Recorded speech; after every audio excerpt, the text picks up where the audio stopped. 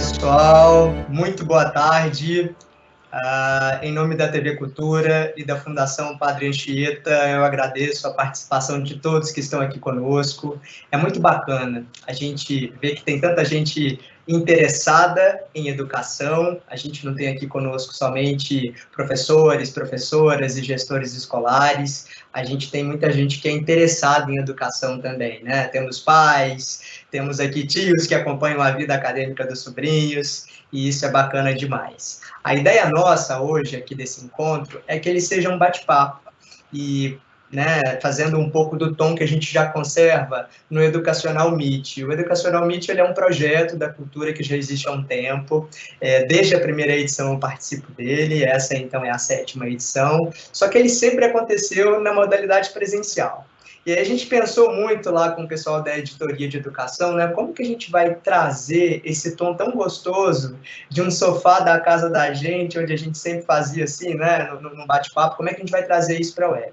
E a ideia é que a gente tenha esse bate-papo hoje, e para esse bate-papo ficar muito gostoso, interessante, a gente está com convidados também muito à altura. A gente está recebendo o Dr. Rafael Diroli, que é especialista em coluna e vai trazer um pouquinho de cuidado da nossa saúde, tanto para esse período que a gente está trabalhando em casa, quanto para o período que a gente volta a trabalhar num formato como era antes. Não sei como vai ser esse novo normal, né? Mas a gente já começa a planejar isso também, olhando para um futuro próximo, e ele vai nos ajudar um pouquinho a se atentar para os cuidados dessa que nos mantém em pé, que é a nossa coluna, né? Depois a gente vai bater um papo com a Rosa Alegria. Muita gente já conhece a Rosa pelo trabalho bacana que ela desenvolve.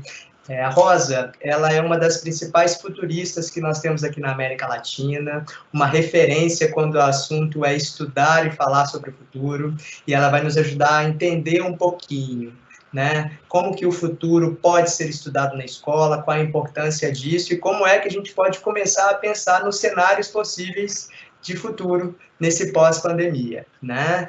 Logo que a pandemia passar. E depois a gente encerra a conversa com a professora Geórgia, ela que é diretora da Teia Multicultural, uma escola reconhecida nacionalmente e internacionalmente por trabalhar com projetos e fazer isso muito bem feito, com excelentes resultados. Ela vai nos ajudar a entender um pouquinho como é que a escola, então, trabalha com projetos nesse formato de ensino remoto, como é que eles já estão pensando na escola no pós-pandemia, e ela como gestora, como tem feito para administrar as crises que ocorrem no meio de tantas crises que a gente está passando aí também, essas crises concomitantes que a gente tem aqui no Brasil.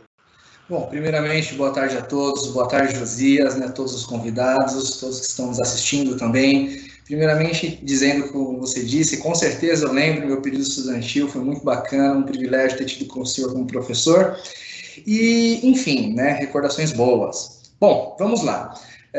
Primeiro nós precisamos contextualizar um pouco como o corpo humano se comporta de uma maneira diferente obviamente, que ele está acostumado, né? E toda mudança gera um certo desconforto ao nosso corpo. O corpo ele não quer mudar.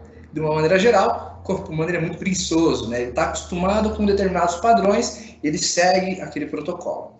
Sabe, Josias, hoje nas redes sociais, eu não sei se você viu, surgiu uma imagem bem emblemática, colocando as 3 fotos dos 3 lançamentos mais importantes, né, de foguetes para o espaço, começando com a Apollo 11, 69, e eu conheci esse centro de comando, né, na NASA, quando a NASA estava lá em Houston.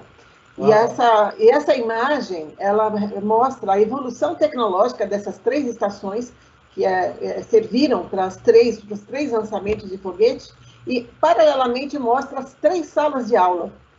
E mostra que, por um lado, as centrais tecnológicas de comando da NASA mudaram muito, as 3 salas de aulas que acompanham essas imagens continuam as mesmas. Então, foi muito incrível essa imagem que eu pude ver.